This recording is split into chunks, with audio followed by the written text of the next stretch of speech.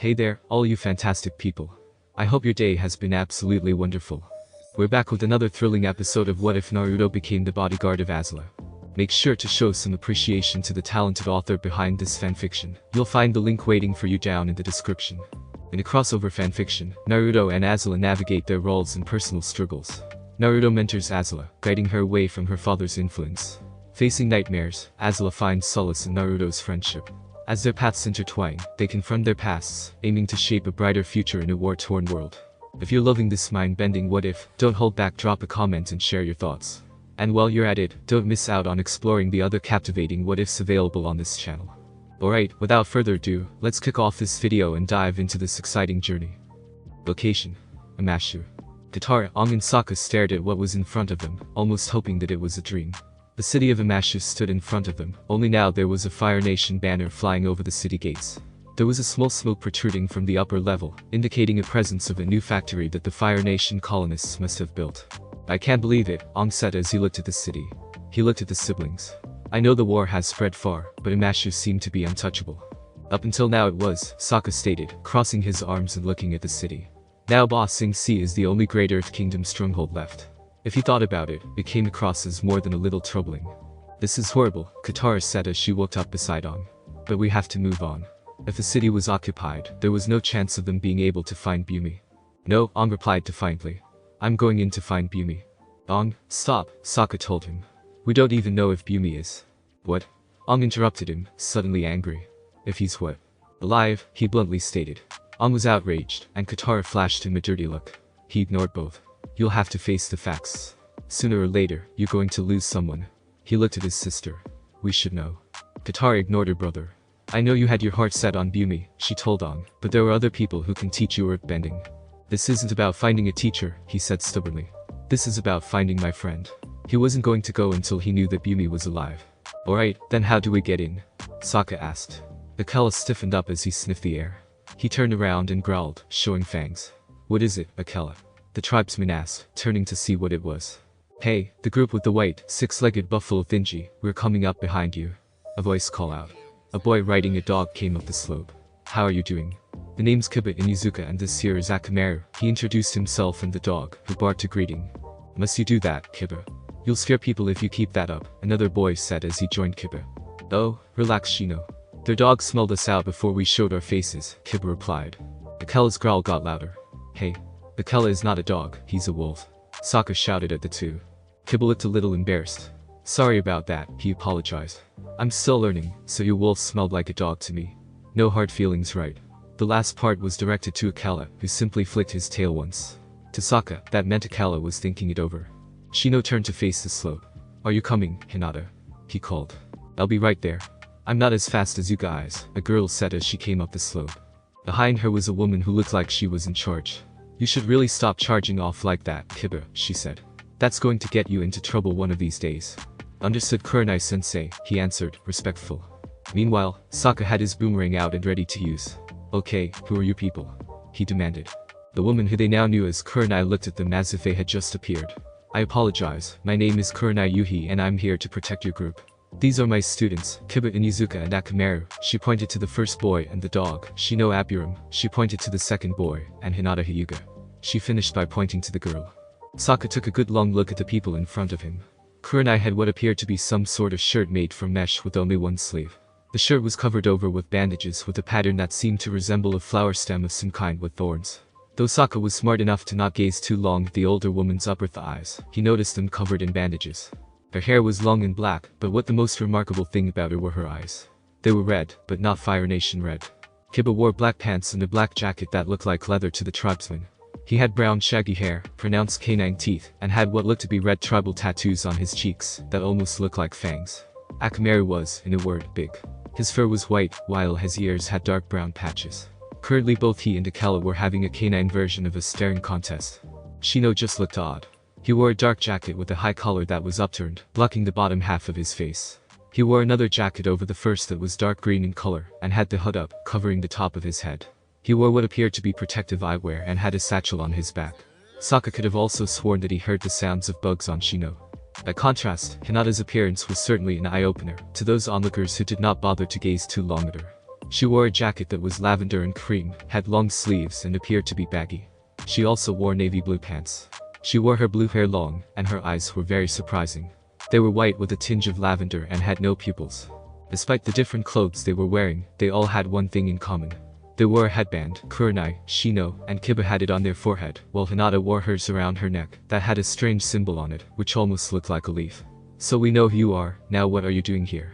Were you following us? Sokka asked, ignoring Katara's low whisper of Sokka. We were hired to protect you three, Kurenai explained. Who hired you? I believe that it was a man called Arnuk. He is the chieftain of the Northern Water Tribe on this side of the planet. She pulled out a scroll, which had the contents of their mission inscribed inside, and handed it to him. Katara had finally had enough and explained, I'm sorry about my brother, he gets paranoid around strangers. Sometimes, she wished her brother would just relax a little. Shino shook his head. It is perfectly logical to be suspicious of people who you do not know claim that they are here to protect you. Your brother has nothing to apologize for. Alright then, I assume that you overheard our conversation. Sokka asked Kurenai after he read the scroll and gave it back. She nodded. You plan to go into the city and rescue someone, right? Right, he answered. Now the question is, how do we get inside? My team will be able to get in easily enough. But I don't know if we can get you in the same way. Don't worry about it. I'll take care of that, Ong chimed in. Alright, we'll meet up inside with the resistance, Sokka decided. Sokka, how do you there's a resistance? He was clearly confused by what the tribesman said. Yeah, how do you know? Katara repeated the question with a slightly snotty tone. He looked at them both with a deadpan expression. It's a big Earth Kingdom city that's completely occupied by Fire Nation troops. There's going to be a resistance in there, it's just a matter of finding them. Okay. No, we're going to find Bumi. Ong replied, almost shouting at him. He sighed in annoyance and exasperation. Alright, fine. But if we can't find him right away then we meet up with the resistance. He turned back to Kurenai. Are you okay with this? She nodded. That's fine. You should search for your friend during the night, she suggested. That way, they wouldn't be so easily found out. Okay, we'll look for Bumi until dawn, and then we meet up with the resistance. He looked around. Sound good to everyone? They all agreed. It might be better to leave your dog with Appa and Akela, he told Kiba. Why should I do that? Kiba answered, narrowing his eyes. He went everywhere with Akamaru. He wasn't going to leave him behind for no reasons. Because Earth Kingdom cities don't have dogs that big. He'll be an eyesore. Kiba thought it over. Since they were a foreign land, it was best to play it safe and listen to the natives. Good point. He turned to Akamaru, who had broken eye contact with Akela to look at him. Akamaru, I need you to stay these two for now. He pointed to Akela and Appa, who was having one of his ears scratched by Hinata, and loving every minute of it. Can you do that for me? Akamaru nodded and then turned back to Akela, to resume their contest. Ong, Katara and Sokka climbed onto Appa's back with Momo, Akela and Akamaru in tow. We're off, Sokka said as Ong yipped Appa into flying. As they flew below the bridge that led into Omashu, Sokka looked at Ong. So how are we getting inside? He asked as he and Katara threw on cloaks. They literally had to walk through the front gate last time, and he doubted they could do that now. I know a secret passage, Ong answered as they landed in front of a ledge that had a big metal pipe sticking out of the mountain. He leapt off Appa onto the top of the pipe, recognizing it for the Soa Grady remembered. The secret passage. Why didn't we just use this last time? Sokka demanded as the air nomad tried to open the Soa Grate. He almost gets swept away by green sludge-like water when the grate opened, making Appa fly away with Akela and Akamaru, with Momo was sitting on Katara's shoulder. Does that answer your question? Ong asked before hopping into the pipe. Sokka stepped in and almost hurled from the smell. Taking a breath and pinching his nose, he walked forward into the pipe. As they trekked through the water, which rapidly became steeper, both Ong and Katara tried to make sure they weren't swept down the pipe. Ong used his staff to bend the air in front of him to make a path, while Katara bent the water to keep the path stable. Sokka caught the downside as he had to deal with the water hitting him in the face repeatedly by the water Katara bent. However, he could tell that his sister was doing it on purpose. When they finally got inside the city, it was already night. Ong had blasted a manhole cover to loosen it, and then opened it slightly to look around. When he didn't see anyone, he leapt out of the hole and was quickly followed by Katara. That wasn't as bad as I thought, she commented. They suddenly heard a moaning sound coming from the manhole. A green blob in the somewhat shape of a person climbed out and staggered towards them. Quickly getting over their shock after realizing who it was, Katara noticed some water in a nearby barrel. She bent the water inside the barrel to hit the thing. The result was the water washing the green muck off the person to reveal a very wet Sokka. Ong quickly followed up by bending air to dry him off. Sokka stood there quietly for a moment before realizing there were little purple octopus-like creatures on him. Screaming hysterically, he tried to pull the two on his cheeks off with no success. They won't let go. Help. He screamed before being tackled to a nearby wall by Ong. Stop making so much noise, the airbender told him. It's just a purple pentapus. While Sokka whimpered a little and cringed, he reached for the pentapus on the tribesman's left cheek and gave it a scratch on the head. Giving a nice smile, it lifted its legs from Sokka's face and came off easily, leaving only red marks where the suction cups were. As he rubbed his left cheek, Sokka tried the same method on the one on his right cheek. It met with the same results. As they got the third and final one off, the group heard someone call out, "Hey." Looking to where the voice was coming from, they saw 3 guards coming their way. Both Katara and Sokka quickly stood in front of Aang, while he made a quick hat. "What are you kids doing out past curfew?" the lead guard demanded. "Sorry, we were just on our way home," Katara explained before they started to walk away. "Wait," the guard said as he noticed the red markings on Sokka's neck. "What's the matter with him?" Katara took a quick look at Sokka's neck and came up with a lie. "He has pentapox, sir," she hurriedly explained as she turned Sokka around to face the guard. The guard walked up to Sokka and reached out to touch him. It's highly contagious." Taking his cue from his sister, Sokka put on a miserable face and began to moan. It's so awful, I'm dying," he told the 3 guards as he lurched towards them. "And deadly," Katara finished. "Hey, I think I've heard of pentapox," said the lead guard as he backed away from Sokka before turning his head to face another of the guards. "Didn't your cousin Chang die of it?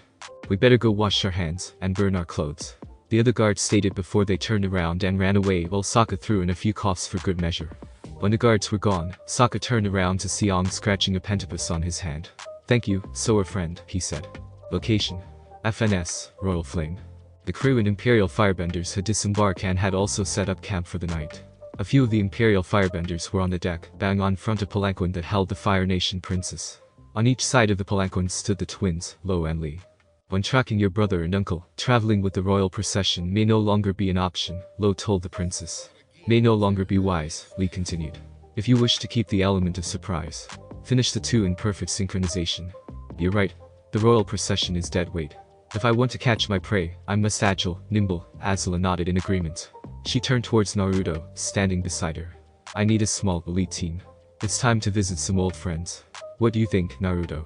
"It sounds like an idea, plus it'll help you with your answer," Naruto said from where he sat on the roof of the palanquin.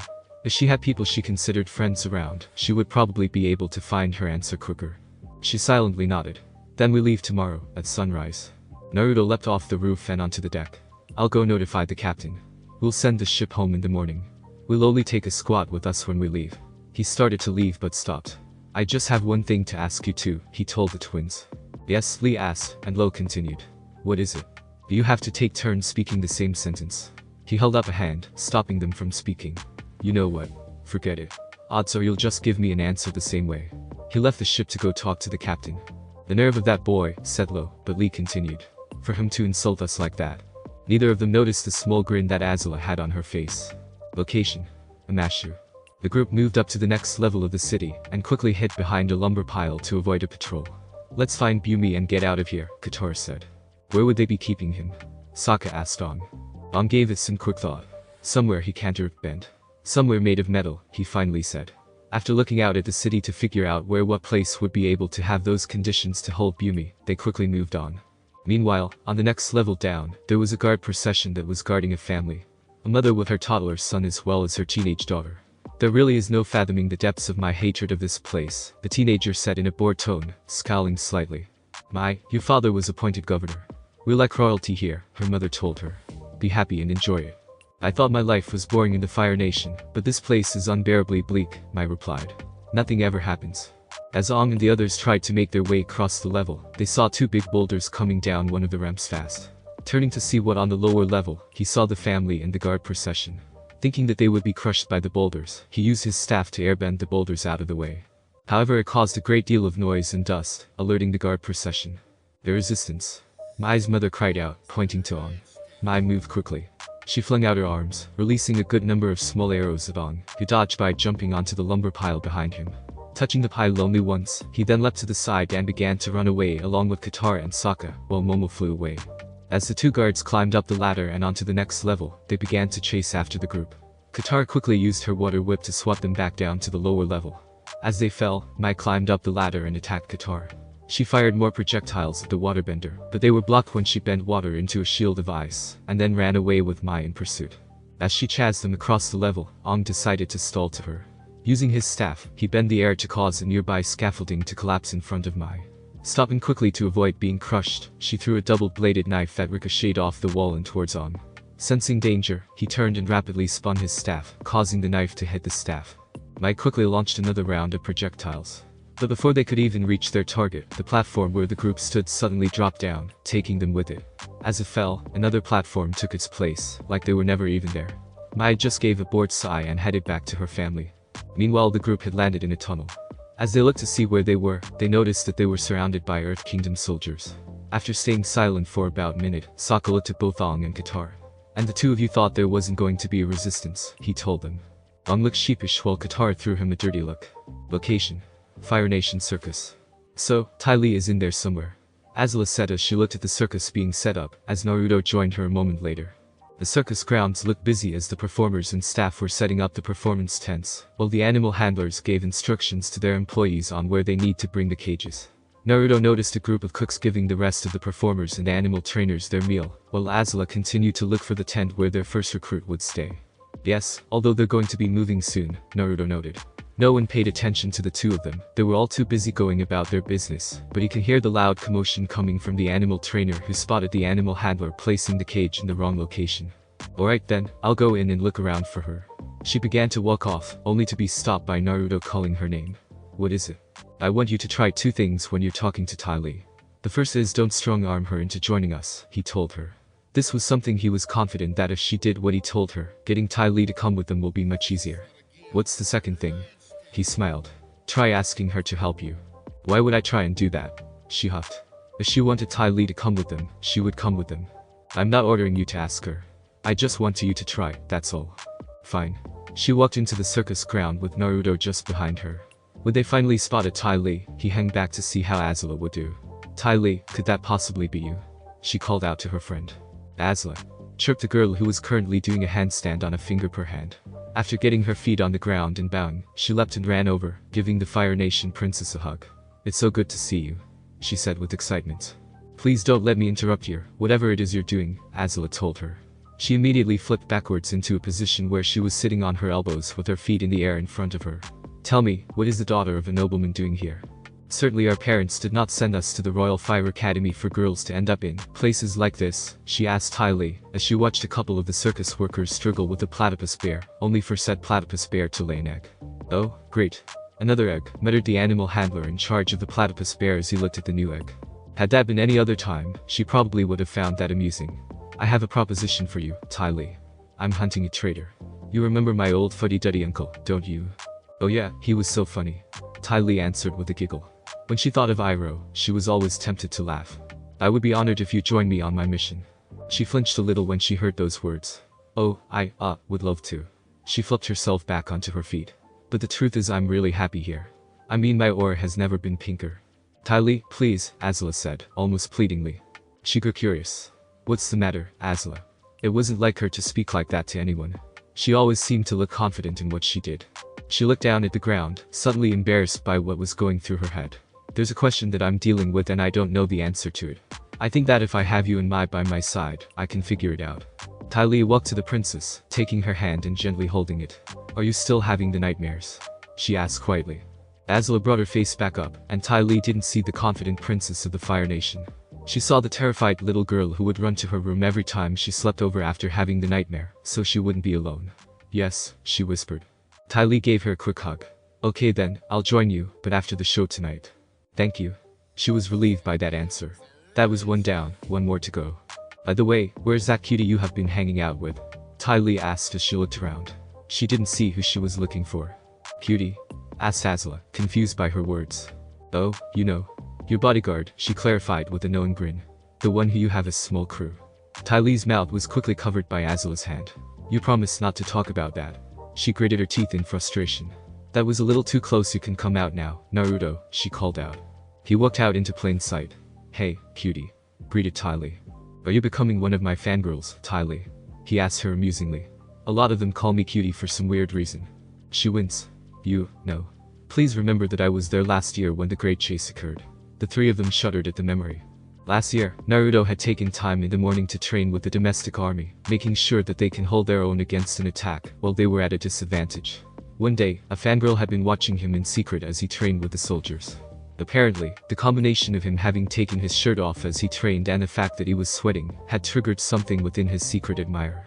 5 minutes later, Naruto was running for his life as the one fangirl gradually became a horde of him. The great chase lasted most of the day and destroyed quite a bit of the industry area and docks, including the buildings where Naruto tried to hide, but without any success, as the fangirls would destroy his hiding spots, forcing him to move constantly throughout the town. When Iroh had heard about the level of destruction, he said that if he had that kind of destructive power when he was invading Ba Sing Se, he would have conquered the city in a day. Somehow, what he said managed to find its way to his brother, and for quite some time afterwards, both Ozai and his generals were taking the comments seriously.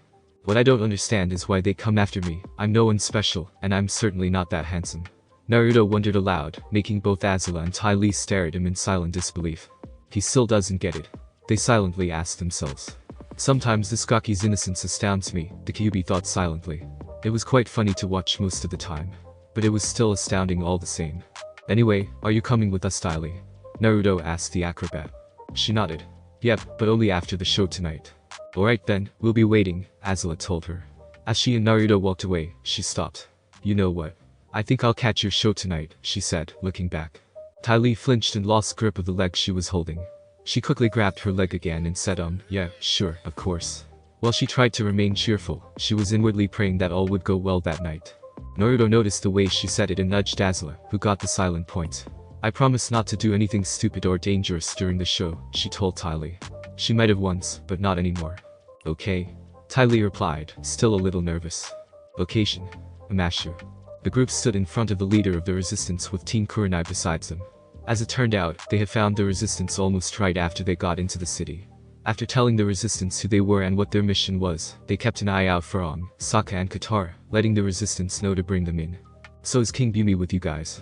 Is he leading the resistance? Aang asked with hope in his voice. Of course not. Barked the leader of the resistance, angry at the Avatar's words. The day of the invasion, we were prepared to defend our city, to fight for our lives and for our freedom. But before we even had a chance, King Bumi surrendered. The group stood silent until Sokka said what actually happened that day. It was always a good idea to know the details of something. It helped form a more coherent picture. The leader began to explain. It was a week after your group had left Omashu. We had gotten word that a large force of Fire Nation troops were coming towards the city. As we prepared for battle, King Bumi and I took a walk through the courtyard when HH took a breath to steady himself. When he appeared, his voice growled those last 3 words. Flashback. My king, we're ready to defend ourselves, one of the soldiers said as Bumi inspected the troops in the courtyard. Bumi simply nodded at the soldier and continued the inspection. As the inspection ended, they heard someone from atop the wall yell out, "Somebody, stop him." Looking up at the soldier who spoke, they only saw a brief shadow against the sun, before someone landed in the courtyard and in front of Bumi. The person stood up from his crouched position. King Bumi, I presume? He asked. Yes, Bumi replied, keeping his expression neutral. I am the paragon of the Fire Nation, and I would like to request something of you. He became curious of those words. Oh? And what's that? Your surrender. The minute those words left his mouth, he was surrounded by both weapons and big rocks held by earthbenders. What say you? He continued, looking like he didn't care about being in danger. The soldiers surrounding him looked like they were about to attack him. Why should I surrender? Bumi asked, stopping the soldiers from attacking. Let's cut to the chase, King Bumi. You know who I am and what I can do. I'm giving you the chance to spare your men's lives and to avoid bloodshed, he explained patiently. When he heard that, the king of Omashu started to cackle madly. Well, when you put it like that, youngster, I really can't say anything in return. Fine, I surrender. Thank you, the paragon said, sounding very relieved. Now all I have to do is to tell the leading general that. Stand down, everyone, Bumi told his troops. They did so, albeit with great reluctance. Why do you need to tell your general that I surrendered? Because I already told him that you did, so he's not bringing an army to Omashu, but he's still skeptical. Bumi cackled madly at that. Then flashback. What happened after that? Katara asked. The invasion force turned out to be just construction workers and colonists. They wasted no time in settling in and taking over our city. The leader shook his head. It doesn't matter now. Fighting the Fire Nation is the only path to freedom. And freedom is worth dying for. Actually, there's another path to freedom, Aang announced. You could leave Omashu. You're directing all your energy to fight the Fire Nation, but you're outnumbered. You can't win. Now's the time to retreat and live to fight another day. He didn't know why they didn't do that in the first place. You don't understand. They've taken our home and we have to fight them at any cost. The leader told them. When he said that, Kurenai's team had a look of slight disgust on their faces. I don't know, young. Living to fight another day is starting to sound pretty good to me, the soldier next to him said. Yeah, I'm with the kid, another soldier chimed in. The leader looked at the people in the camp. They were all talking about leaving and what a good idea it sounded. Fine, but there's thousands of citizens who need to leave, he conceded. How are we going to get them all out? He didn't see a way out without heavy fighting. Suckers! Sokka suddenly exclaimed. Everyone looked at him with a question in their heads, trying to figure out what he had just said. Sokka, could you try that again? Hinata asked. He had a big grin. You're all about to come down with a nasty case of pentapox, he told them. After explaining his plan to the group, while avoiding Katara's sarcastic remarks and dirty looks, Sokka ordered everyone in the resistance to gather up enough purple pentapus. Once they gathered a good amount, they started applying them onto their skin and pulling them off, leaving the red marks. Team Kurenai had gone on ahead to make sure the citizens could arrive in the designated area safely. Soon enough, everyone was out in the open sunlight, and looked like they had been hit with a bad case of the pentapox. Sokka looked at his handiwork. The marks make you look sick, but you need to act sick too, he told them. You've got to sell it. Conveniently enough, an old man with a cane and peg leg walked through the crowd while groaning. Now that's what I'm talking about, the tribesman stated, pointing at the old man. Years of practice, the old man said, tapping his peg leg with his cane. Okay everyone, into sick formation. Sokka ordered. As they walked away, Aang began to go somewhere else. Aang, what are you doing? Aren't you coming with us? Katara asked. No. I'm not leaving until I find Bumi, he told her. He grabbed Momo, who had leapt onto his shoulder, and put him back to the ground. Sorry, Momo, I'll feed you later, he said to the lemur. And with that, he leapt away to look for his friend. As Katara joined the citizens, Sokka joined her. He went off to look for Bumi, didn't he? He asked. What's it to you? She shot back. He just shook his head and rolled his eyes before moving forward. The Earth Kingdom citizens slowly approached the front gates, freaking out the guards in the process. Some were really getting into the act by foaming at the mouth or collapsing onto the ground. Finally, one of the guards yelled out, Plague! Plague! Before falling back while another guard banged out an alarm. Meanwhile at the governor's mansion, on one of the balconies, the governor as well as his wife, son and Mai, stood there watching the confusion.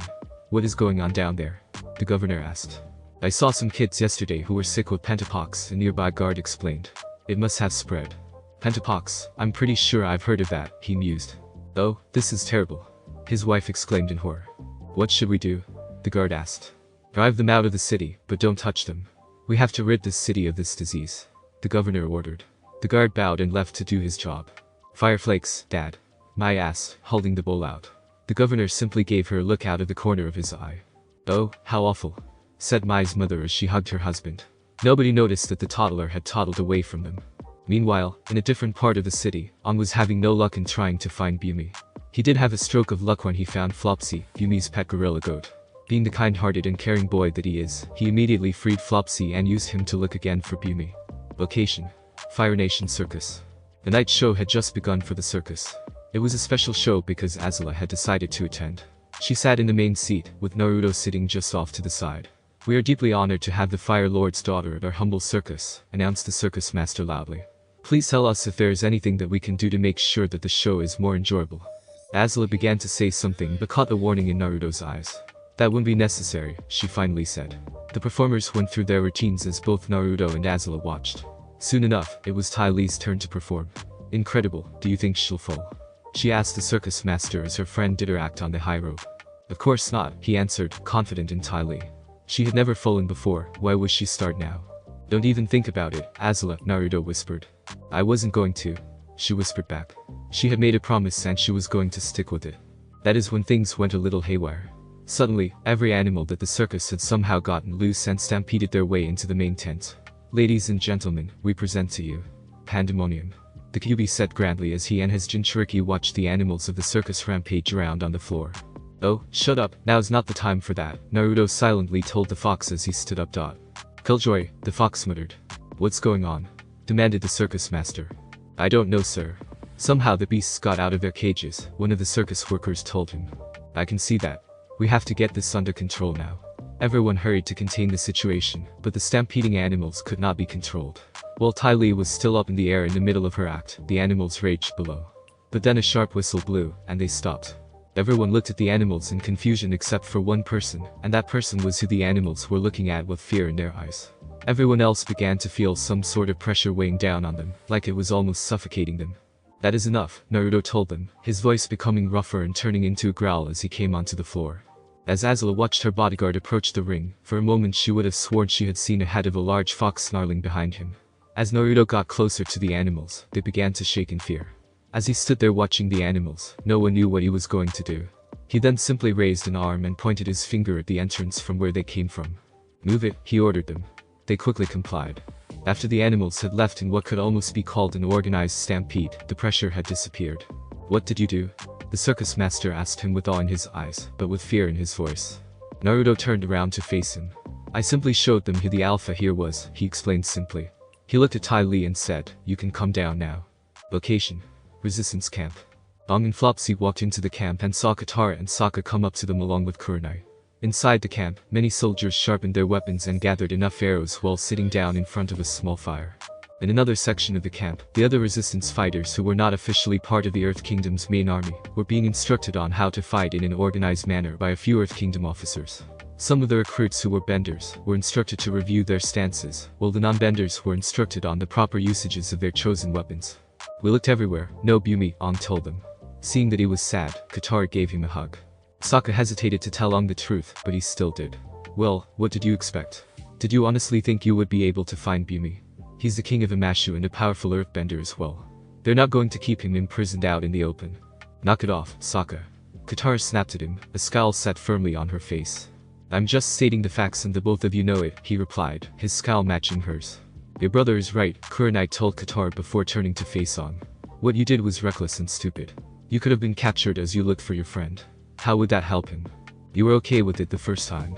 Katara protested. "Only because he wouldn't be going in alone, he had you two to help him," she replied, keeping her voice calm. Before Katara could protest again, Aang admitted the truth. "Kurenai's right, Katara. I placed myself in danger when I looked for Bumi alone. It was a bad mistake." His downcast tone made Katara hug him again. Hearing a whine coming from Flopsy, Sokka turned around and gave the sad gorilla goat a hug as well. "We got a problem," the resistance leader said as he walked up to them. "We just did a head count." "Oh no, did someone get left behind?" Katara asked with worry. "No, we have an extra." The leader pointed to Momo, who was desperately trying to get away from the toddler in Fire Nation clothes currently hanging on his neck. Location: Omashu. On the balcony of the governor's mansion, the governor's wife was sobbing her heart out in a chair with Mai standing next to her. As she watched her mother cry, Mai pulled out a hanky to give her so she could wipe her tears and blow her nose. "So, the resistance has kidnapped my son," the governor stated as he looked out at the city.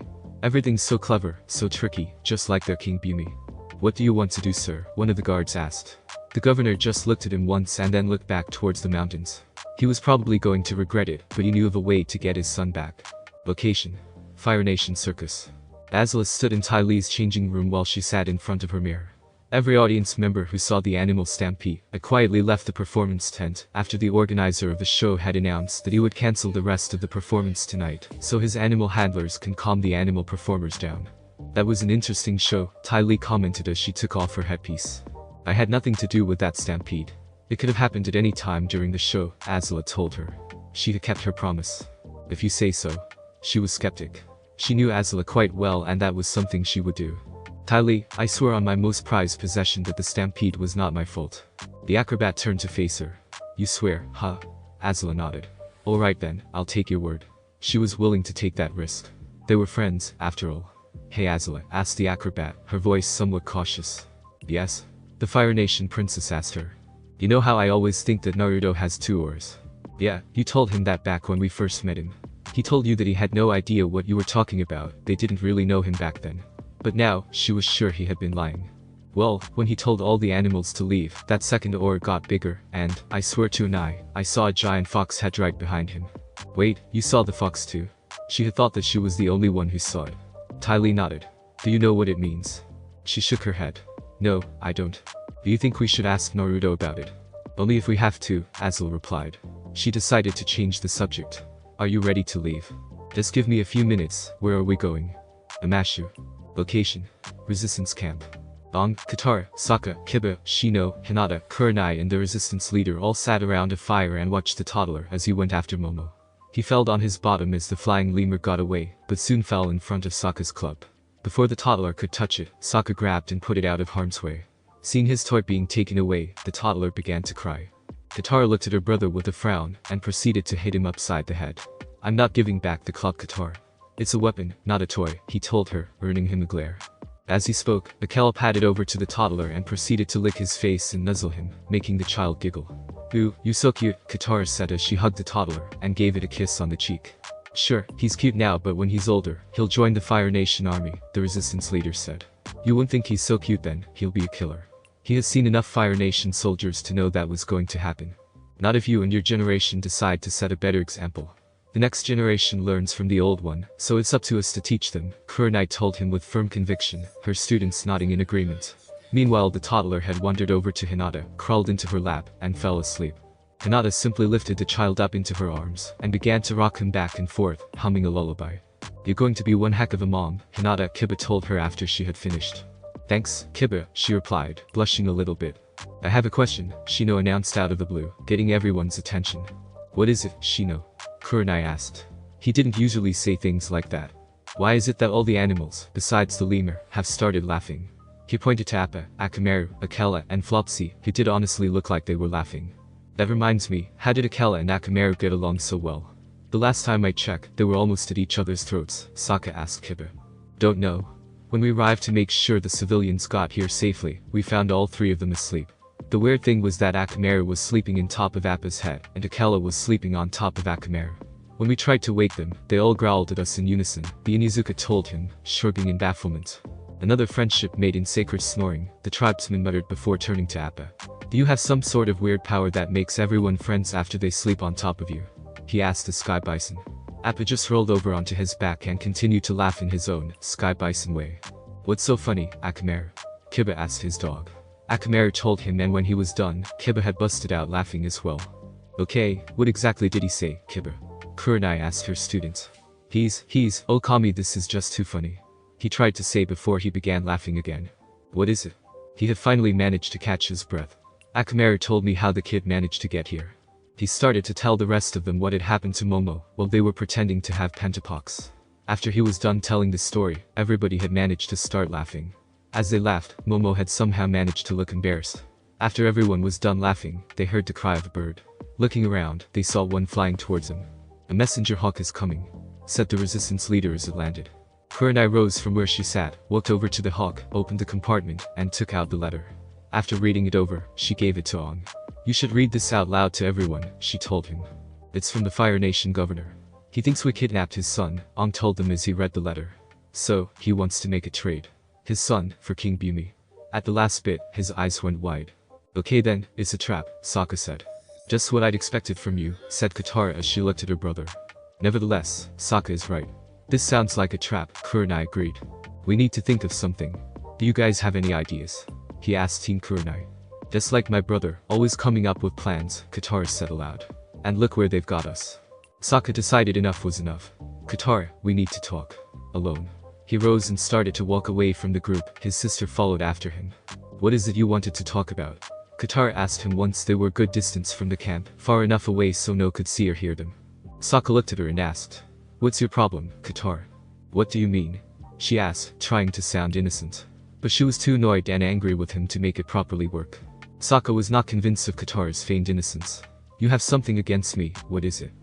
Don't have against you, Sokka, you're my brother after all," she growled sarcastically as her temper was beginning to shorten. "Stop it, Katara," he shouted at her.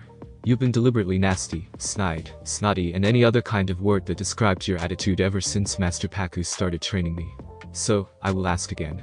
What is your problem?" And with that, her temper was lost. "You know what, Sokka? You're right. I do have a problem with you. You decided to barge in on something that you shouldn't have been anywhere in the first." Sokka simply raised an eyebrow. "Is this about me asking Master Paku to train me? He is not your master, you don't have the right to call him that. What you did was sacrilege. You had no business trying to learn waterbending when you're not a bender yourself. I'm the bender in the family, not you," Katara screamed. The silence between the two grew moment by moment until Sokka quietly asked one thing. "Are you truly that childish?" The fury went out of Katara and was replaced by confusion. "What? Do you really think that I went to Master Paku to learn waterbending, so I could make sure that you didn't have something that was your own? I went to Master Paku so I can learn how to protect myself." "Protect yourself? Why would you need to do that? You have your weapons and intelligence," she protested. She had never seen him without any of those, at least, not voluntarily. "What do you think will happen in the middle of a battle if I lose weapons?" I'm not a bender, and the last time I checked, intelligence was not a weapon that can actually be used on a battlefield. I asked Master Paku to teach me so I wouldn't end up dead. The volume of his voice rose as he kept talking. Katara took a step back as she listened to her brother, like she was about to hide from his voice. Dead? She asked, not really understanding what he was saying. Yes, dead. Maybe that's what you would like to see, huh, Katara? Do you want to see me on the battlefield, wounded as blood seeps from my body? Do you want to watch me as I slowly lose my life? Well, do you? He roared. She began to cry at that, images filling her head. Images she didn't want to see. No, I don't want that, please not that. We already lost Mom and we don't know if Dad is still alive. I don't want to lose you too. As her sobs began to lessen, Sokka let his anger dissipate and gave her a hug. Like you said, Katara, I'm not the bender in the family. You are, and that's the difference between us. Although I did learn the stances and sets for waterbending, I'm not a bender. He took a step back so he could look at her face. Are we good? Katara nodded as her tears stopped. We're good. Then we better get back to the others, we still need to come with a plan. The two of them walked back to where the resistance camp was. The tension between the two of them was all but gone. Took a moment to watch the sun rise before walking down to where Sokka, Katara, and Team Kurenai stood in front of Appa. Sokka kept a close eye on the view, waiting to see if the hostage will arrive along with his captors. Please remember that we are possibly going into a trap, Sokka told him as he scratched Akel's ear. I know, Aang replied. Are we ready? Kurenai asked, holding the sleeping toddler. Probably ready as we'll ever be, Kurenai-sensei, Shino answered her. Don't worry guys, this'll be easy, Kiba stated. Sokka turned to his sister. I like to state for the record that those words did not come out of my mouth. Duly noted, Katara answered, making them laugh a little and lose the tension that was in the air amongst them. Location: Omashu. Mai stood in front the entrance to the governor's mansion. She watched a group of Imperial firebenders carry the royal palanquin towards her.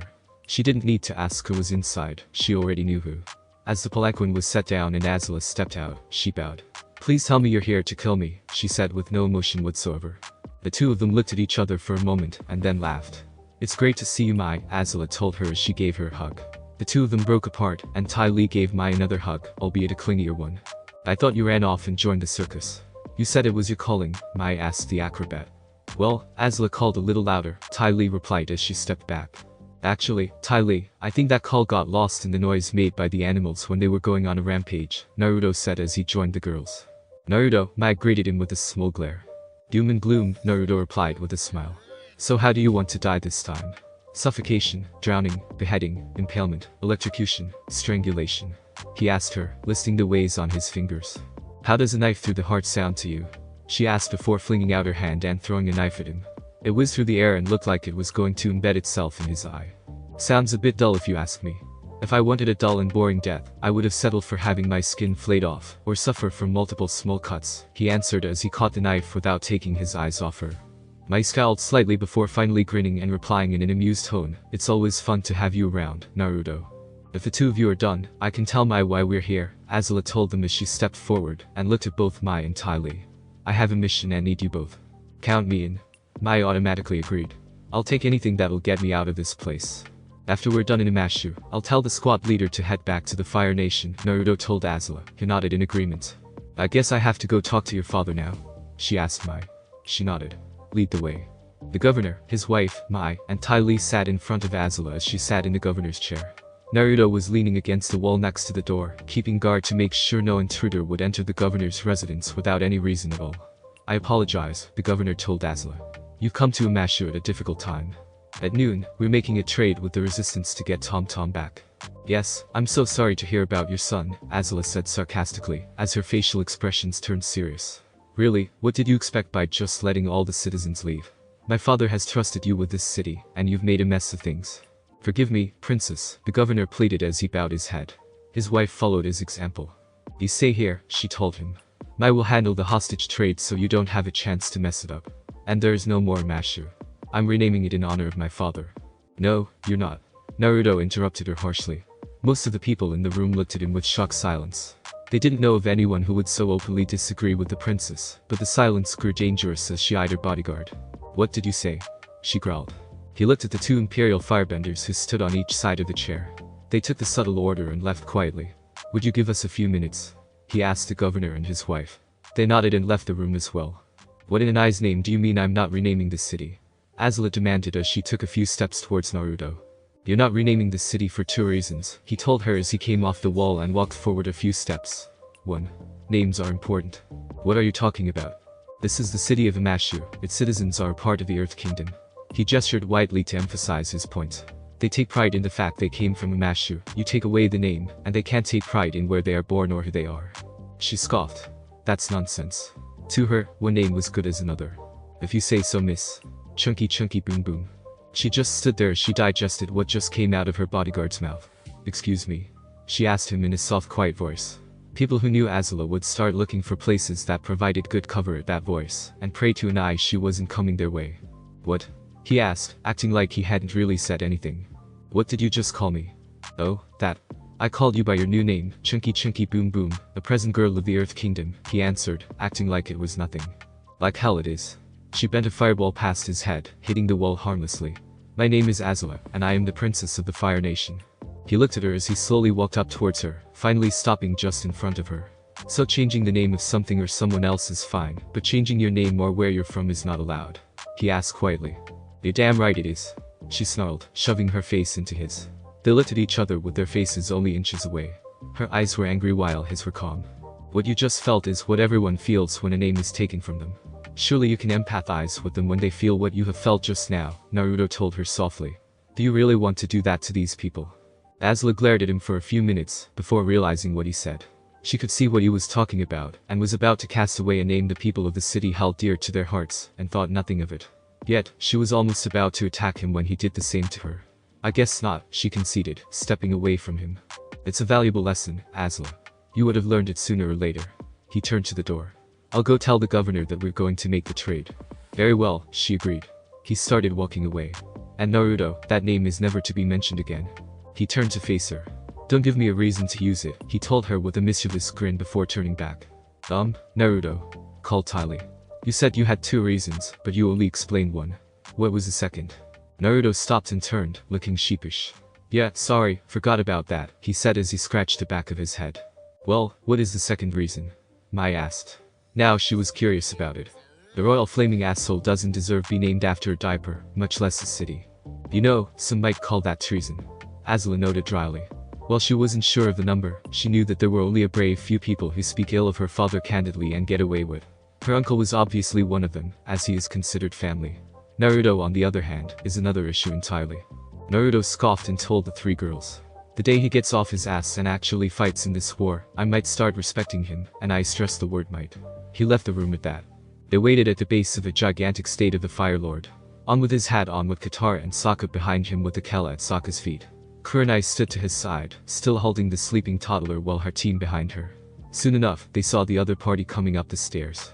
Team Kurenai silently analyzed the group coming towards them. They figured that while the 3 girls could be considered a threat, they could also be dealt with. It was a cloaked-headed one that they couldn't figure out. To any shinobi worth their kunai, that little fact would put them on guard immediately. Strange, but that cloaked person smells familiar, Kiba thought as he stared. I can't place him though. Hinata whispered as her team can observe by how their would-be opponents walked. Be careful of them. These are not civilians, they're fighters. Understood, whispered back, before turning to Kurenai. If this turns into a fight, how do you 2 want to this? She looked at him briefly before turning her attention to her team. Shino, keep them close by using your bugs while Kiba and Akamaru keep them occupied. Hinata, get in close and disable them using your Jukin. Katara, support Hinata with your waterbending, she ordered. That should take care of the 3 girls. What about the 4th person? The airbender asked, looking at the headed person accompanying the girls. I'll take care of him, Sokka told everyone while Akala growled in agreement. Just be careful. That guy somehow smells familiar, Kiba told them.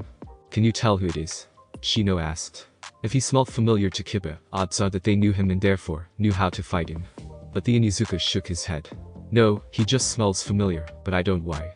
Alright then, be on guard with the cloaked one, Kurenai ordered. By the time their conversation was over, Mai's group was coming towards them. Mai's hand gave a little flick and up above, the iron coffin that held King Bumi began to lower. Hi, everybody. Called out the king of Omashu. That is a strange man, Kiba commented, Akamaru nodding in agreement. The man was locked up in a coffin that left only his head out for everyone to see, and yet, he was acting like this was nothing. You brought my brother. Mai asked as Bumi landed behind her and the others. She kept her voice calm and neutral, trying to betray anything. Kurenai showed the sleeping toddler, safe in her arms. He's here. We're ready to trade, Ong told them. I'm sorry, but a thought just occurred to me. Azula interrupted. She turned to Mai and asked, do you mind? Of course not, Princess Azula, she told the princess. Oh boy, here we go. The Kyuubi said in a suffering tone. Knock it off, Fox. We need to focus here, Naruto told him. Do you feel that? The Kyuubi was silent for a few seconds as he felt what his Jinchuriki had felt. Yeah, I do. You catch on quickly, Gaki, he said in praise. 3 years under your tutelage and fighting in a war makes learning quickly a necessity, the blonde told the fox before refocusing on the trade.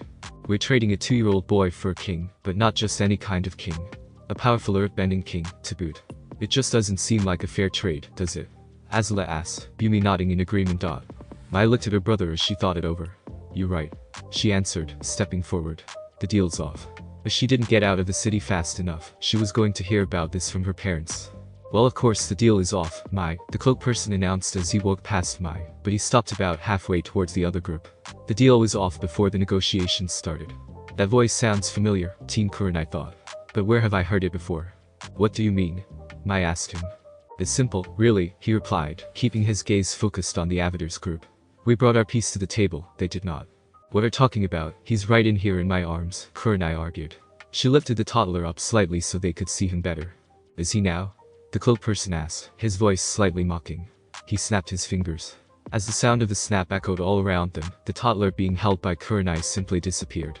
Or were you hoping to get something for nothing? How did you? She had been caught off guard when she felt her chakra had been disrupted.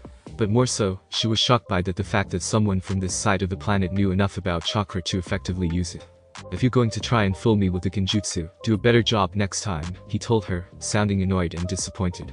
How did you know it was a genjutsu? The person smirked at that. Why should I have to tell you? Azula noticed that he was having fun with all of this. It looked like he was trying to send them up the proverbial wall, and while she found it annoying that he did it with her, she found it amusing when he did it to anyone other than her. Who the hell are you? Kiba shouted, pointing his finger at the cloaked person, who simply was unfazed by his outburst. He couldn't help but chuckled. I guess the Inizuka clan isn't as good at recognizing sense as they thought they are. How the hell do you know what clan I'm from? I don't even know you. He sighed. Such a shame. I would have thought you of all people would recognize who I am. He looked directly at Kiba. Isn't that right, Inu-team? Suddenly everything in the conversation came back to him. The fact the person knew about genjutsu, the fact he knew Kiba was from the Inizuka clan, his voice, his scent, and the insult. There only one person who used that insult on him. His face and eyes whitened at the realization of who he was talking to. It can't be Naruto. He asked in a confused voice, making Teen Kurenai look at him, and then look at the person in shock. Ding ding ding ding. The Inu team gets it in one, Naruto announced out loud as he lowered his hood. Naruto turned to the tribesman and gave him a small nod. How are you doing, Sokka? I'm doing fine, Naruto. He answered. He wasn't sure why, but they had just slipped into a casual conversation. But I do have a question. Why are you wearing the hood? We already know who you are. He pointed to Aang and his sister. Actually, I had my hood up for 2 reasons. 1. The sun was glaring into my face, so I had it up to give me some shade, he explained. It seemed like the easiest explanation to give as he and the girls came up to the platform. However, there was another reason as well. And the second? Asked Sokka. To make sure that, on the off chance that some of my fangirls are here, they don't recognize me, he said, suppressing a small shudder at the mere prospect of it. Sokka looked a little confused. So, you fangirls won't recognize you? He repeated.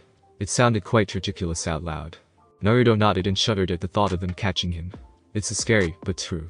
If one of my fangirls catches even one glimpse of me, I would be running for my life for quite some. By this time Kurenai had found her voice again. Naruto, is that really you? She asked him, almost not believing it. But he was right there, standing before them. And the delegation from Konoha has found their voices, he remarked sarcastically, making Ty Lee giggle, while Mai and Azula smirked. What are you doing here? Your banishment was repealed. She and her team, as well as the others, had been looking for him ever since it had been repelled. And all this time, he had been on this side of the planet. And your point is? He asked her, sounding bored and uncaring. Why haven't you come back? Well, I wouldn't have heard about it if I was here for 3 years, now would I? His remark hit home. He wouldn't have heard about it if he hadn't been in the elemental countries. You can come home now, man. The charges were proven to be baseless, Kiba said with glee. He was looking to catching up with the blonde and seeing how he had changed. But the next thing to come out of Naruto's mouth stunned the Inizuka. So? He asked. Every member of Team Kurenai went still at those words. They had told him he could come home, and he made it sound like he didn't want to. Hey Naruto, called out Sokka, who took the silence as a moment to talk. Back in the Northern Water Tribe, we had a Fire Nation prisoner. He called me the paragon of the Water Tribes. He began to explain. Naruto's face brightened a little at those words. I take it that you found the medallion. Yeah, I did. The prisoner started calling me a paragon after I had shown it to him. So, what exactly is a paragon? Before Naruto could answer, Kiba interrupted. That's all you have to say. So, what are you talking about? Naruto asked with exasperation and annoyance, his face showing that. Can't you see I'm talking with someone? We have just told that your banishment has been lifted and you can return to the village. Logically you would be happy to hear that and would try to get back to the village as soon as you could, Shino said. He was sure that was how Naruto would have reacted at the news. Oh, buzz off, bug boy, the blonde waved him off, trying to get back to the conversation with Sokka. Naruto, please stop this, Hinata suddenly spoke up. Let's go home. Everyone has been waiting for you. You can be a shinobi again. The silence was almost deafening. Naruto said nothing as he thought over the conversation. To Team Kurenai, it looked he was about to accept their offer and their hopes raised. They were stunned when he simply laughed. You make it sound like I hate my current job, White Eyes, he told her, earning a shocked gasp from her, and warning growls from Kiba and Akamaru. You have also forgotten that the old hag did not actually banish me, I left. So that makes me a missing nin, therefore I don't have to go back. The bingo book would have listed the price of the bounty on my head, if Konoha paid attention to the fact that their ninja had just left without notifying the Hokage about it. I suppose that all of you would have been richly rewarded for capturing me in the first place, he finished smugly. You're coming with us, Naruto Kurenai told him as her team got into their fighting stances. If you refuse to come willingly, then we will force you to come with us. They had looked for him for too long. They weren't going to stop just because he didn't want to come. She was confident that once he was back in Konoha, he would be back to normal. I like to see you try, he told them with a smirk. But before everything goes to hell in a handbasket, I'd like to finish my conversation with Sokka. He turned to the tribesman in question. I take it that you already studied waterbending. He was surprised by the blonde's words. How did you know that? He asked that. Your posture is relaxed, but also ready to move at a moment's notice. Your sister also has the same posture and I know she's a waterbender, he pointed out. Plus, you were up in the Northern Water Tribe for some. You were bound to learn it. Yeah, I've studied waterbending and a little of airbending, he admitted. He was traveling with the last airbender after all. That's good thinking on your part. Naruto complimented him with an acknowledging nod. Do you have any questions for me? Just one. What exactly is this medallion? He asked, pulling out his medallion. Naruto would have answered, but he noticed Team Kurenai. Sorry Sokka, but I'm gonna have to tell you later, your protectors are spoiling for a fight. He gestured to the shinobi team to emphasize his point before turning to Azula. Do you mind if I have a little fun, princess? It makes no difference to me, she answered, shrugging her shoulders. While she kept a collected posture and expression on the outside, on the inside she was getting excited. It was always entertaining to see her bodyguard fight, at least when it wasn't her fighting him. Things are different now, Naruto. We're not genin anymore, and you haven't had a teacher in the past 3 years, Kiba told him. He and his teammates had trained hard in the past 3 years. Who says I didn't have a teacher? Naruto asked as he undid the clasp on his cloak and pulled it off. Underneath the cloak, he wore a brown shirt underneath a black vest that was tied off at the waist with a steel-colored cloth belt. His pants a dark red color. He wore boots but didn't tuck the legs of his pants into them. He had a jant slung across his back, but to others it seemed odd how he had done it. He had slung it so that the handle of the sword was pointing to the ground, just under his left arm, while the scabbard jutted out into the air from behind his right shoulder. His appearance made no attempt to hide the muscles he clearly had, causing Katara and Hinata to involuntarily blush. Despite having seen it before, Ty Lee and Azula also sported blushes. Azula was able to hide hers better, but not by much. Sokka, allow me to show you a simple earthbending trick that paragons can use. Think of it as a lesson. He took a strip of cloth from his pocket and tied it around his eyes. Now then, let's begin. At that point, Kurenai had disappeared and suddenly, tree roots sprang up from the platform, grew quickly, and coiled around Naruto. Soon enough, he was pinned against a tree with 2 roots holding him. He did not struggle against the roots as everyone watched him, Azula, Ty Lee, and Mai with worry, Team Kurenai with satisfaction and Dong, Sokka, Katara, and Akela with curiosity. It's over, Naruto, Kurenai said as she appeared out of the tree above him. If she was honest, she was a little disappointed. She had hoped he would put up more of a fight. However, she didn't dwell on it. Instead, she drew her fist back. But before she could knock him unconscious with the fist, he made a fist of his own with his right hand and slammed it into her face, tearing through the roots that held him in the process. If you're going to hold me with genjutsu, Kurenai, at least try. That was pathetic at best, he told her as the genjutsu failed. He had been hoping for a little more but was so far disappointed. With any luck, that wasn't their best, he thought as he waited. She recovered and leapt back over to where her team was. He broke a B rank genjutsu like it was nothing, and he didn't even see me. She thought to herself in surprise. Apparently, he had changed in the past 3 years, but she had no time to worry, as she quickly gave orders to her team. Kiba, Shino, Hinata, containment formation. If a solo attack wouldn't work, teamwork would definitely do it. Understood, Kurenai-sensei, replied Shino. Team Kurenai had used this formation before. Kiba and Nakamura would engage the target, but not to beat him. They would just wear him down. Meanwhile, Hinata would get in close and use her Juken to hit the target's Tenketsu. After the target's chakra was cut off, Shino would hold him down with his Kakechu, while Kurenai would apply a genjutsu on the target, subduing him. Let's go, Akamaru. Kiba leapt at Naruto with Akamaru on his side. Katsuga, fang over fang. The two of them started twisting around, spinning faster and faster until they looked like small gray tornadoes. As they hurtled towards Naruto, he did nothing but wait.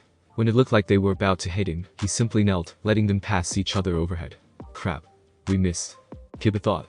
Both he and Akamaru tried to do a U-turn in midair, so they could try to hit Naruto again. But it was an idea only. As both Kiba and Akamaru passed over Naruto, he whipped out his arms and plunged his hands into the two tornadoes, quickly grabbing Akamaru's tail and Kiba's leg. Tossing Akamaru up into the air, he swung Kiba down and punched him hard in the stomach. The Inuzuka's breath was taken right out from him, and he tried to keep his last meal down, especially when he crashed into the platform. That slowed him down enough for Naruto to take advantage of. The blonde stood back up and kicked him back over to his teammates. He then jumped upwards, and roundhouse kicked Akamaru in the side, causing him to crash back into the ground in front of Kiba. Still the same, Inu team, always rushing into a fight, stated Naruto as he landed on the ground. He was a harder fight back in the Chunin exams, he thought.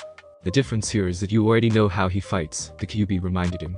And he doesn't know how I fight now, he replied. That was when he felt his legs somehow go numb. When he sensed the bugs, he knew who was trying to attack him. Trying to hold me with your Kakechu, Shino? He asked aloud. Shino said nothing, that way he wouldn't let Naruto find out that he had moved closer and off to the side a little. Not talking so that you'll hope I won't find out that you've changed your position. Shino was surprised by Naruto's question. How did he know? I was completely silent as I moved and I did it while he was occupied with Kiba. He thought. Points for trying, but the blonde disappeared with a smoke plume. In his place was a piece of lumber from a nearby pile. He used a Kourimi, buddy replacement. Shino quickly spun around to try to find where Naruto had gone to, only to see his covered eyes looking at him. You still fail, he said before decking Shino. He kicked him back towards his teammates, dissatisfied with their lack of effort. That's 3 down. I'm not impressed. Sensing the incoming attack, he leaned back to avoid Hinata's fist, and remarked mostly to himself, while trying to avoid having his Tenketsu close, and now it's miss. White eyes turned to subdue me. Please Naruto, just stop. I don't want to this, Hinata said as she attacked, her old stutter coming back. She had worked hard to get rid of that stutter, but it sometimes popped up when she didn't need it, like now, for instance. You hit, he said in a disbelieving tone as he kept avoiding her strikes.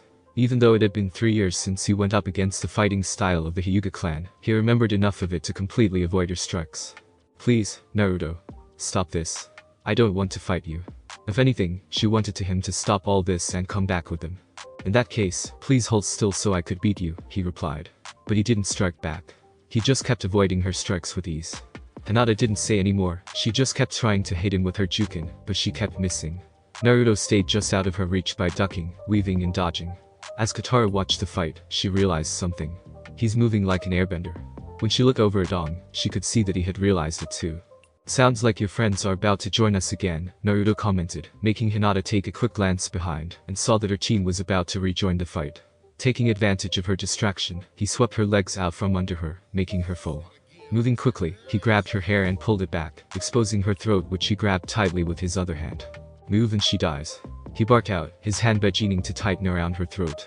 The rest of Team Kurenai stopped cold. Let her go, Naruto. Kiba demanded. It was probably a redundant thing to say, but it wasn't the time to think of things like that. No, the blonde replied shortly. You won't do this, Naruto, Kurenai told him. Despite what you think, you're not a killer. And how would you know I'm not a killer? Naruto asked as he continued to tighten his grip, slowly suffocating Hinata. The Konoha Jonin smiled. Despite everything that had just happened, she was still sure she knew him. Because you're Naruto Uzumaki, and you would never hurt your friends. Naruto sighed and released his grip, allowing Hinata to breathe again. Just when they thought he was about to let her go, he spoke. Mai, could I please borrow one of your knives? She took out one of her many knives and threw it to him. He caught it in the air, and said, thank you. Mai simply gave a nod as Naruto plunged her borrowed knife into Hinata's stomach. The other side looked on in horror at what they had just witnessed. All of them flinched as they heard Hinata scream, while Azula, Mai, and Tai Li let nothing show. "What are you screaming about?" Naruto asked her derisively as she stopped screaming. "I didn't stab anything critical. However, if I were to drag this to your left," he pulled the knife lightly in that direction, making Hinata gasp in pain. "I would tear open your liver and that would kill you." "Naruto, you bastard," yelled an outraged Kiba. He would have done something if his teammate wasn't being held hostage. "Oh, relax. I'm not going to kill her like that." He pulled the knife out of her and tossed it back to Mai, who wiped it clean and sheathed it. "It takes too long." He formed a Rasengan with one hand and asked, "Have you ever seen what a Rasengan does to a face? It's not pretty. Perhaps I should show you what it does." He brought the Rasengan closer to Hinata's face. The swirling edge of the blue orb seemed to hover an inch before her cheek. "Alright, Naruto, you win. Just don't do it," Kurenai begged, knowing that they were defeated. "What do you want us to do?" "That's simple. Turn around and leave. The king stays with us," he ordered, still holding the Rasengan close to his hostage's face. "What about Hinata?" "I will let Hinata go so that we know one of us can act in good faith," he replied, reminding her of her failed genjutsu attempt. "What happened to you, Naruto?" she asked. "What happened to that kid who would shout about being Hokage one day?" "He grew up. Spending 3 years fighting in a war and protecting someone from assassinations will do that to a person." He released Hinata and let the Rasengan fade away. As soon as she felt his grip leave, she ran back to her team. That kid died the moment that Konoha made it clear that he was no longer wanted. As soon as Hinata reached her, Kurenai turned to face Ong and the others. "We're leaving," she stated. "But what about Yumi?" asked Ong. "We can't just leave him, can we? His friend was right there, within easy reach. They couldn't just leave him there." "You knew this could happen, Ong. We took a gamble and we lost," Sokka told him. "Right now, it's best if we get out of here. If they didn't, things might get even worse." "That was very nicely done, Naruto. You did well against them," Azula told him as he rejoined them. "It wasn't hard. They were predictable, that's all. I faced tougher enemies out on the battlefields," he replied as he took the cloth off his eyes. He was a little disappointed with their performance against him. He would have thought they would get better in 3 years. But that was not the case here. He wasn't sure if they did not know how to deal with him, or if it was because of what he had been through in the last 3 years. Mai gave a signal, and the iron coffin holding Yumi was being taken back up.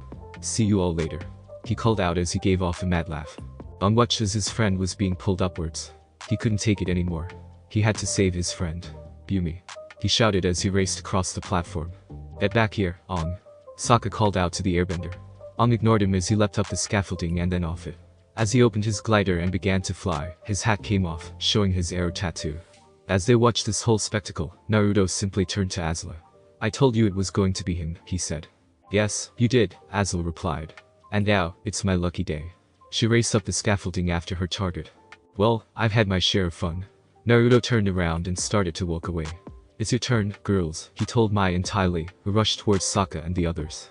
"We need to get out of here," Katara said as she readied herself for a fight. Sokka was already blowing on the bison-shaped whistle that was always carried by one of them. "Way ahead of you," he told her. He looked at Team Kurenai, which was still in a bit of a mess. "Can you guys move?" he asked them. "Yeah, we can," Kurenai answered. "They might have been hurt, but they could move. We need to get out of here and you guys have already fought, so it's our turn. Katara, give us some cover while I get them out." "Akela, stay with Katara and help her out," Sokka ordered. Katara didn't argue. "Akamaru, you do the same but stay close to her," Kiba told his partner, who barked in acknowledgement. As they tried to get to the ladder, Sokka was tripped by a fist coming up from under the platform. He skidded to the edge but stopped just as his head was hanging out over the edge, which Shino and Kurenai pulled him away from. Jumping out from a hole in the platform, Tai Li went after him. Katara was about to stop her when Mai flung a couple of knives at her. She quickly bent her water to tear off some of the wooden planks on the platform. They leapt up just in time to block the knives. Using her water, Katara shoved the planks back at Mai before bending her water into a whip and throwing it at Tai Li. Grabbing her ankle, she quickly dragged the acrobat back, allowing Sokka and the others to escape. Then they heard a yell coming from above. Yumi's iron coffin, with Ong on it, fell past them. Taking notice of where they were going to land, one of the many slides of Omashu, Ong acted quickly and bent the air below them into a cushion, so that they landed safely on the slide. Azula watched them speed away for a second before jumping into a cart and going after them. "Just like old times, isn't it, Yumi?" Ong asked as they flew down the slide. He couldn't help but laugh in excitement at it. "Ong, I need to talk to you," Yumi shouted, but the wind muffled his words, so Ong heard something a little different. "It's good to see you too," he replied. Then he noticed that Azula had caught up with them. Meanwhile, Katara was fighting against Mai. Akamaru and Akela were keeping a close guard around her, so that Mai couldn't get close, and Ty Lee had disappeared from her sight. She bent her water while Mai used projectiles. After bending backwards to avoid a water whip, Mai shot a needle from her ankle holster. Katara quickly formed her water into ice to block the needle, and Mai used that to charge forward. Katara melted the ice back into water and shot at Mai, who had just flung her arm in a throwing motion.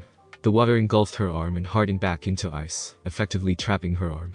However, Katara's victory was short-lived. Ty Lee appeared from behind and rushed Katara, sweeping the legs out from under Akela and Akamaru in the process. Taking advantage of the Water Tribe girl's surprise, she jabbed several points in Katara's arms, before leaping away to Mai's side. Once that happened, the ice surrounding Mai's arm melted and fell on the ground.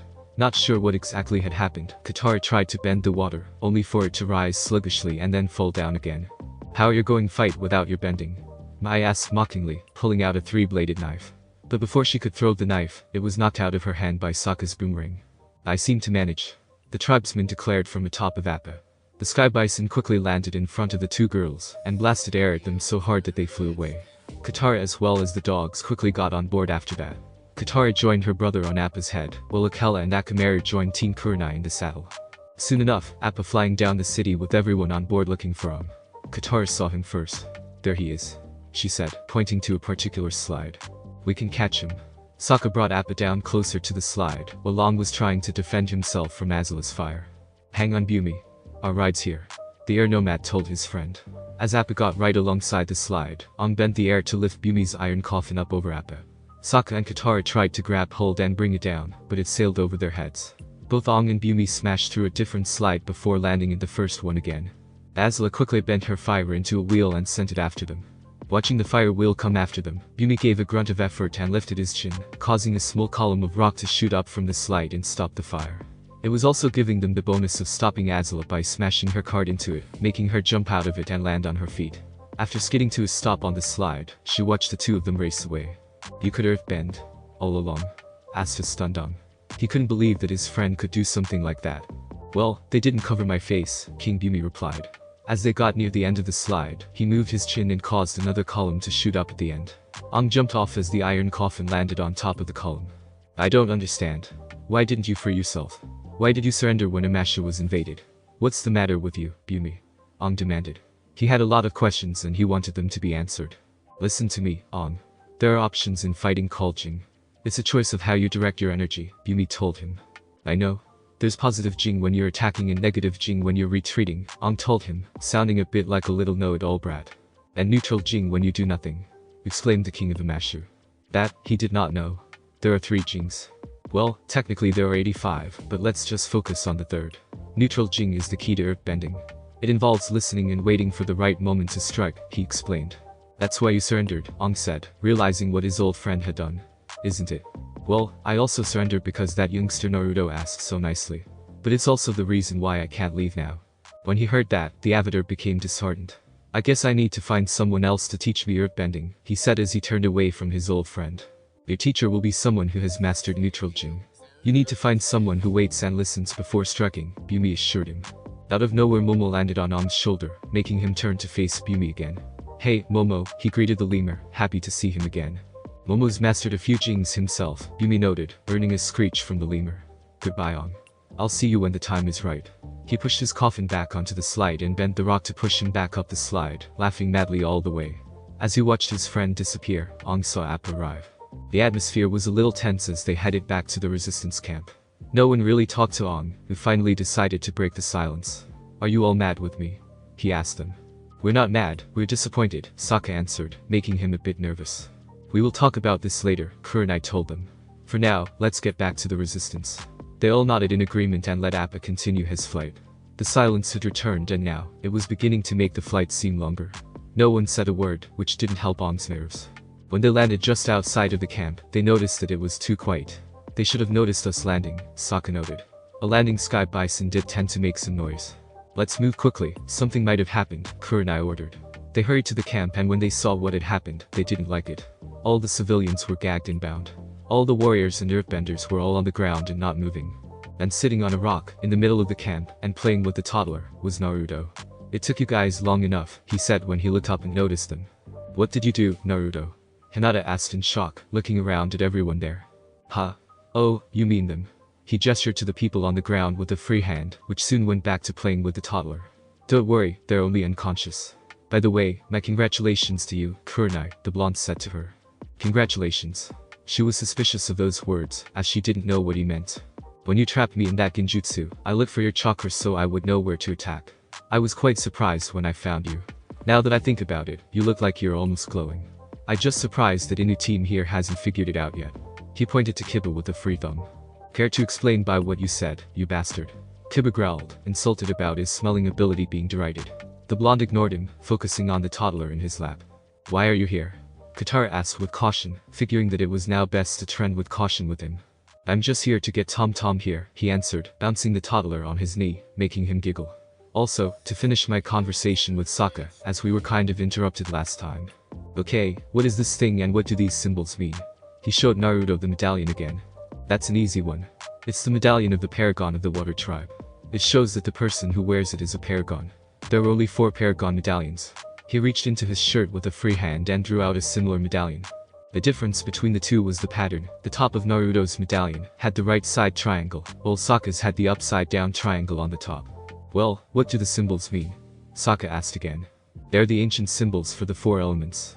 Yours starts at the top with water and goes clockwise with earth, fire and air, the blonde explained. Sokka took a closer look at Naruto's medallion. I'm guessing that yours is fire, air, water and earth. You catch on quick. Sokka continued with his questions. Why did you make me a Paragon? Because when I met you, you had the 2 requirements that were needed to become a Paragon. His answer was short and yet confusing. What does that mean? The first requirement is easy, but the second one is a little more difficult, he told the tribesman. Now he was even more confused but went with it. What's the first requirement? Simple. You're not a bender. The collective word that everyone said was, huh. When he saw how confused they were, the blonde clarified for them. To have even the chance of being a Paragon, you cannot be a bender. Sokka decided to continue with the questions. What's the second requirement? Naruto smiled and answered, the guts to never give up. That didn't make enough sense to him, so he had to say it. What? Think of it like this. Back in the Northern Water Tribe, if I had continued walking to get on, what would you have done? He asked. I would have fought you myself, the tribesman answered without hesitation. Even if you knew I could have easily killed you. You were going after one of my friends. If I was going to die, then I might as well take you down with me, he told the blonde, and he meant every word of it. He protected both his friends and his family fiercely. Naruto's smile turned into a full-blown grin. Excellent answer. That's why you're a Paragon. Okay. I only have one question left. Sokka told him. What does a Paragon do? Basically, we keep an eye on him. The blonde pointed it on. Me? Why me? Asked the airbender in surprise. He looked at the air nomad with a curious gaze, and asked, let me ask you something, Avatarong. Have you ever heard about avatars that have gone power matter just insane? No, because that would never happen.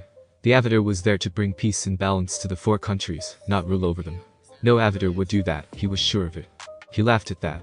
You've never heard of them because every time an avatar has gone mad or tries to conquer the planet, the Paragons have stepped in. What are you talking about? Aang asked, uncomfortable with what the blonde had already said. The 4 Paragons are there to watch and monitor the avatar, in case he does go mad with power or just lose his sanity. When that happens, the Paragons will kill the avatar, Naruto answered, keeping it short and to the point. No one said a word as the information went through their heads. Sokka was the first to recover, remembering something that had happened to him. Paragons also have a power over the avatar state, don't they? He asked Naruto. He nodded. Yes, they do. A Paragon can cut the link between the avatar and the avatar state. I'm guessing you've already used that ability. Sokka nodded. Well, that's all the time I have for you, now I must be going. Naruto told them as he stood up from the rock with Tom Tom in his arms. Where do you think you're going, Naruto? Shino asked him. I'm leaving, isn't it obvious? And you do think you can go?